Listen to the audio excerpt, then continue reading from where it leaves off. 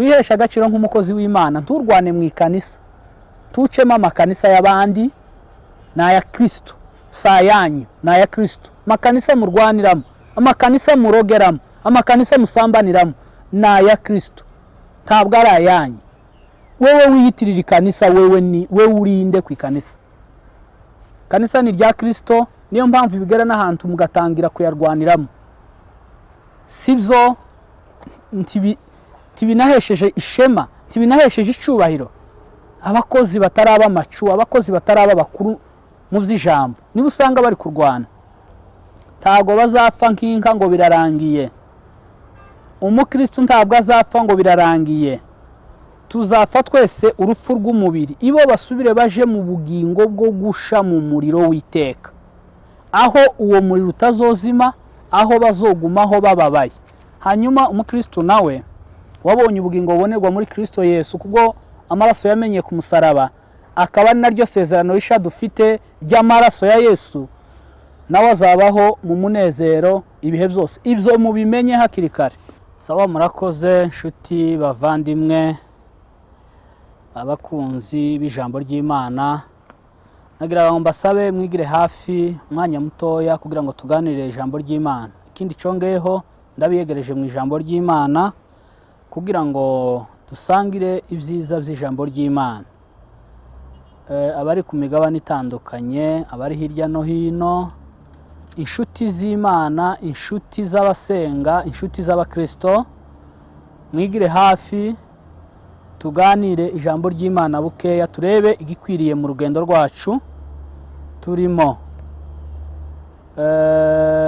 Ndasaba umuntu wese ugiye kubona iyi televiziyo bwe bwa mbere, Munyamahoro TV, gukanda subscribe, guheza abandi kino kiganiro ku mbuga uriho, inshuti zawe, kugira ngo bumve ijambo ry'Imana. Uyu munsi tugiye gukora ku myitwarire y'umuntu wakijijwe. Niyo mpamvu mbahamagarira abakijijwe kwegera hafi kugira ngo ufate iminota yawe 11, 2, 5 kugira ngo wumve icyo Imana iduhamagarira gukora nk'abakijijwe.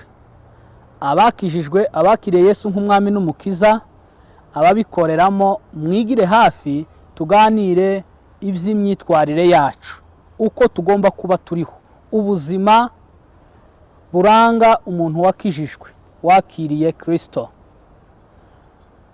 Iryo ni ryo jambo tugiye kuvuga mu mwanya muto. Turasoma ijambo ry'Imana hano mu gitabo cya Bibiliya. Dusome urwandiko rwa Petero rwa mbere 3. Ndaganira ku mirongo 3 yonyine kugira ngo tugire umwanya mugufi, n'umurongo wa 10. Ibice 3 n'umurongo wa 10. Ijambo ry'Imana ravuze ngo nkuko byanditswe ngo ushaka gukunda ubugingo no kubona iminsi myiza, abuze ururimi rwe rutavuga ikibi, n'iminwa ye itavuga iby'uburiganya. 11 haravuze ngo kandi azibukire ibibi, akore ibyiza, ashake amahoro, ayakurikire kugira ngo ayashikire. 12 kuko amaso y'Uwiteka ari kuba kiranutsi, n'amatwi ye ari kuba kubyo basaba, ariko igitsure cy'Uwiteka kiri ku nkozi z'ibibi. Amen. Kadusenga Imana umwanya muto. Mwami Yesu Kristo, turagushimiye ku munsi mwiza uduhaye, tugushimiye ku bugingo, tugushimiye ku burinzi, tugushimiye ku mbaraga, tugushimiye ku bushobozi, tugushimiye kuko uduhaye umwuka wo guhumeka, tugushimiye kuko Mwami kuba turiho, kuba tugenda ari ukuboko kwawe, ntabwo ari imbaraga zacu, ntabwo ari amashuri, ntabwo ari amafaranga, ibyo byose ntabwo byari biciye ubuzima, ariko nanone dushimye kuko ari ubushobozi n'ubushake bwawe.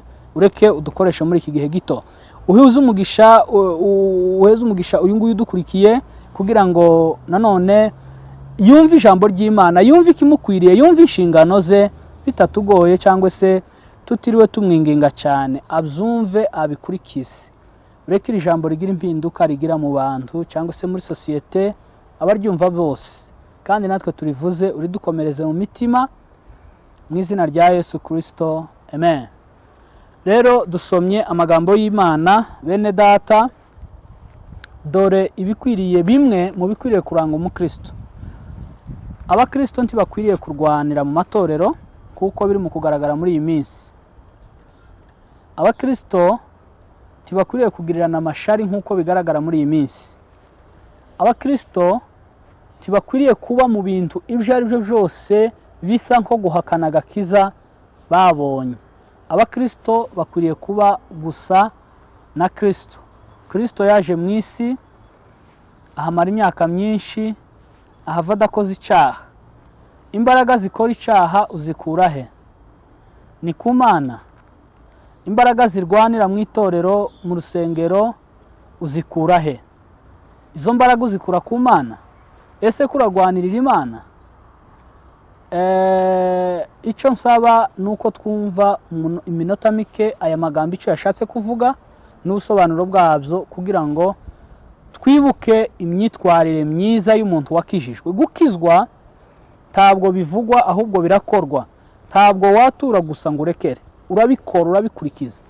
Intambwe y'agakiza, ubuntu bw'Imana turabwakira, dukizwa ku buntu kuko ntacyo tuba dutanze. Hariho mirimo igaragaza umuntu wakijijwe. Abafarisayo babaza Yesu ngo ese abakristu tuzabamenyera kuko icyo gihe abantu bari batangiye kwishushanya. Yesu arababwira ngo ni ku mbuto abantu bera. Umuntu ntukamwumvire ibyo avuga, ahubwo uzomwumvire ku byo akora. Ubu nyine abantu basigaye batubona ku ma YouTube bakavuga ngo wenda twaje gushaka amafaranga, twaje gushaka ibindi biguzi.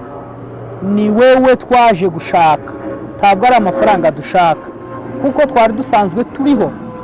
Kandi nawe ushaka amafaranga urayakeneye, kubera ko utari mu kuja kuri YouTube ngo uje kuyashaka. Ibyo mubikureho, mwumve ijambo ry'Imana mudafite ibindi mwitwaza. Umuntu wese uvugira kuri YouTube ntabwo ari amafaranga. Nari mfite byinshi novuga mukabikurikira kandi muri benshi, ariko nzi neza yuko ijambo ry'Imana rikurikirwa na bake. Ariko niryo nkomeje, ntabwo nzazana komedi kugira ngo ukurikire. Ni ijambo ry'Imana, ni ivugabutumwa, ntabwo ari faranga. Rero ibyo simbitindaho. Hano ijambo ry'Imana rigize amagambo meza ritubwira, rivuga riti nk'uko byanditswe ngo ushaka gukunda ubugingo. Ubugingo ni iki? Ubugingo burimo amagambo abiri, inyungu z'ubugingo.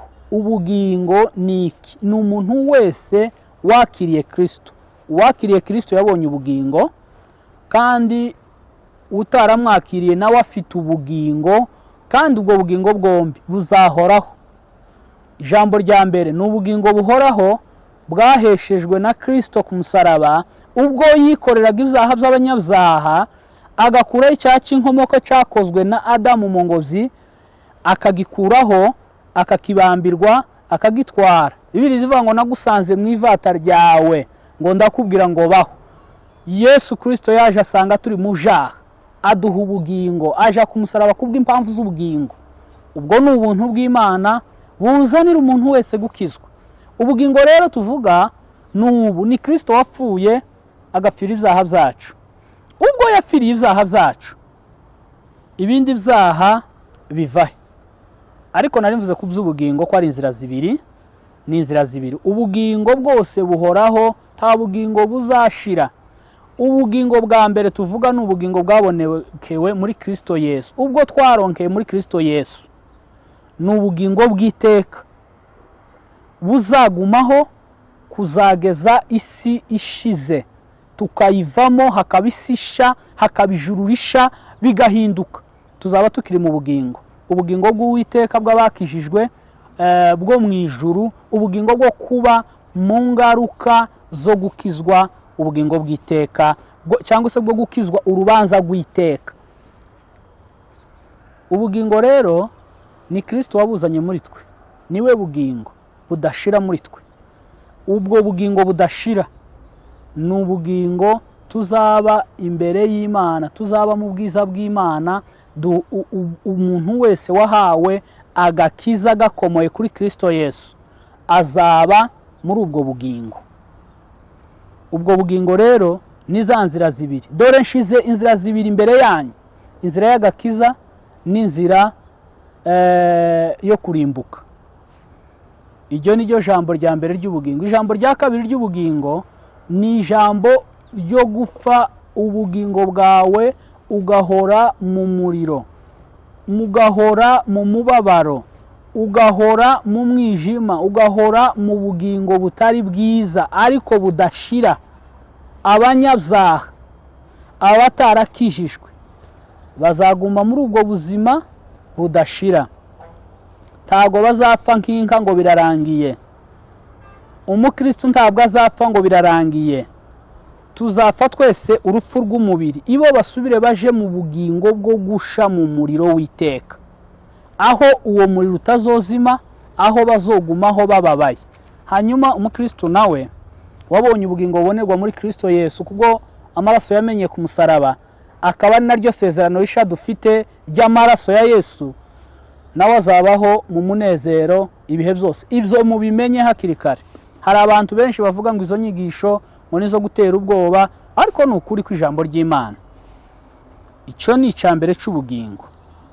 Baravuze rero ngo ukunda ubwo bugingo dore uko agomba kuba ateye, kandi ngo ubwo bugingo no kubona iminsi myiza, kubona iminsi myiza. Ubwo bugingo ngo ushaka ubwo bugingo ngo no kubona iminsi myiza, wumve ko hariho n'iminsi mibi, ariko ushaka ubwo bugingo no kubona iminsi myiza, hari ukuntu bagomba kuba bateye. Ese uko kuntu ni gute?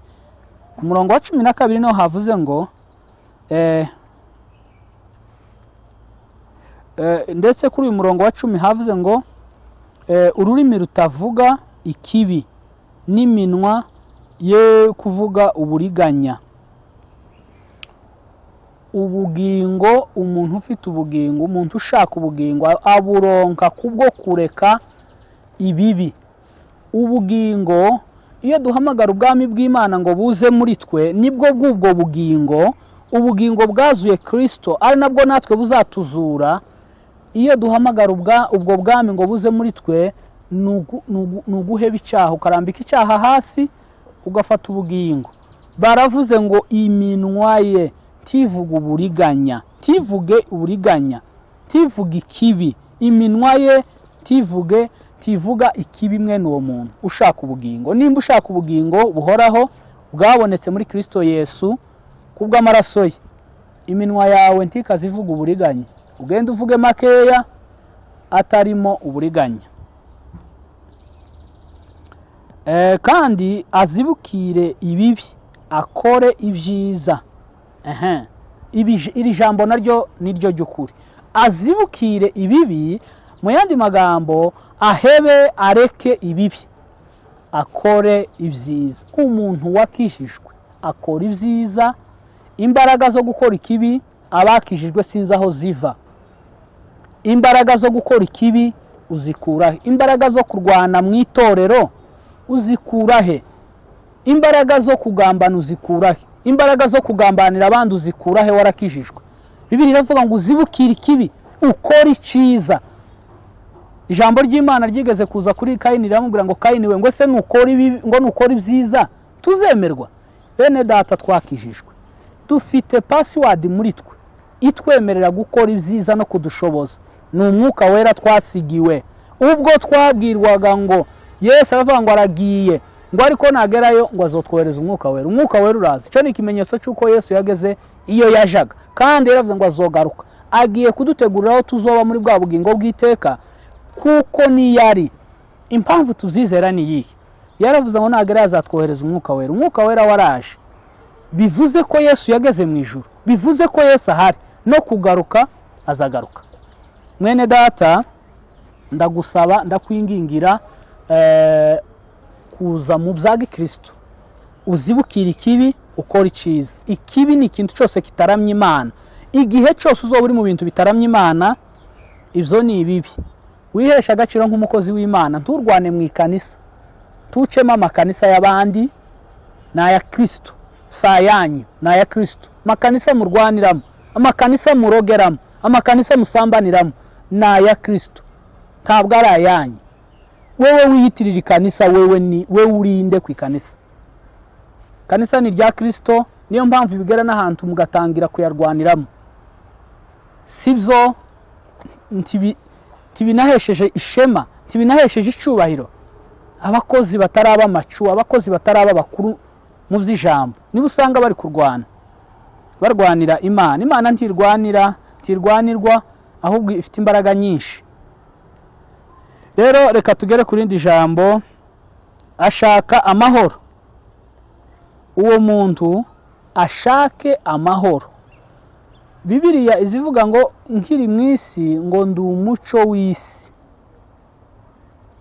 Umuntu ushaka amahoro mu bantu ni umuco w'isi, ntagira ishari, ntaroga, ntiyiba, ntasambana. Ibyo simbitindaho. Kuko amaso y'Uwiteka ari ku bakiranutsi, n'amatwi ye ari ku byo basaba. Ariko igitsure cy'Uwiteka kiri ku nkozi z'ibibi. Igitsure cy'Uwiteka kiri ku nkozi z'ibibi. Amatwi y'Uwiteka ari ku bakiranutsi. Amatwi y'Uwiteka ari ku bakiranutsi, kandi igitsure cye kiri ku nkozi z'ibibi. Ibyo ni bya bibi twavugaga. Mutandukanye ikibi n'icyiza, muzaba akanwa k'Imana. Mukora ibyiza, mureke ibibi, muzaba akanwa k'Imana. Bibiliya izivuga ngo nushaka kuba akanwa k'Imana, uzatandukanye ikibi n'icyiza. Ikibi ukireke, icyiza ukivuge kandi ugikore. Icyo gihe uzaba uri akanwa k'Imana. Ariko utegereza gute kuba apotre? Utegereza gute kuba umuvugabutumwa? Utegerezwa gute kuba pasiteri? Utegerezwa gute kuba bishop? Utegerezwa gute kuba mwarimu w'itorero? Utegerezwa gute kuba umunyamasengesho w'itorero utaramenya gutandukanya ikibi n'icyiza, utaraba akanwa k'Imana? Imana uzoyikorera biciye ni mu kanwa n'ibyo uvuga. Nimba utaramenya gutandukanya ikibi n'icyiza, banza witondera umurimo w'Imana, utangire kwiga ikibi ukimenye, icyiza ukimenye. Bene data, tudatwaye amagambo menshi kandi tutavuze byinshi, kandi nubwo tuvuga sitwe tubakiza, dukizwa n'ijambo ry'Imana. Ukizwe nyabuneka, ukizwe, ndakwingingira gukizwa. Ureke kuzana kamere mu nzu y'Imana, ureke kuzana ibyawe mu nzu y'Imana. Ibyo wifuza n'ibyo ushaka. Yesu agutegeye amaboko kugira ngo agukize icyaha, kandi icyo cyaha ntabwo kinaniye Imana. Wowe ngwino imbere y'Imana ukuri. Bibiliya iradusaba kuza uko turi. Imana ikaduheza umutima wo kudushoboza kureka ibyaha. Nuguma hanze icyanti kizoshira. Ngwino imbere y'Imana uce bugufi umbwire ngo Mana, jewe ndi umunyabyaha, mbabarira kandi umpeze imbaraga zinshoboza. Bizakunda. Abatarihana, abatarakizwa, ibi ntibibareba rwose, kuko ibi ni ibintu by'umuntu wakijijwe, kugendera mu nzira nziza, gukora ibyiza no kureka ibibi, kumenya kuko amaso y'Uwiteka ari ku bakozi b'Imana, kubakora ibyiza bose. Ubundi umukozi w'Imana si umupasiteri cyangwa undi muntu, ni umuntu wese ukora ibyiza, ukora umurimo w'Imana. Imana ibahe umugisha, Imana ibagirire neza. Turabashimira cyane abakurikira ijambo ry'Imana. Ni mu izina rya Yesu Kristo ndabasabira umugisha umunsi ku munsi, ndetse namwe dusabirane kugira ngo ubwiza bw'Imana bugerageze bukomeze gukwirakwira hose, kandi natwe butubeho. Murakoze. Imana ibahe umugisha.